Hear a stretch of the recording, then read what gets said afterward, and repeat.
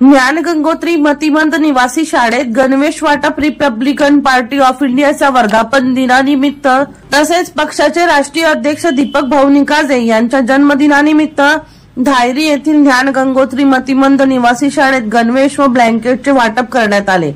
यावेळी पक्षाचे पुणे जिल्ह्याचे युवा अध्यक्ष सुहास गायकवाड, विक्रम कसबे, ओंकार भोसले, सुहास भारत गायकवाड, सचिन गायकवाड, मंदार दारवटकर, तन्मय पायगुडे आदी उपस्थित होते। सुहास गायकवाड यांचा रिपोर्ट बुलंद पोलीस टाइम्स पुणे।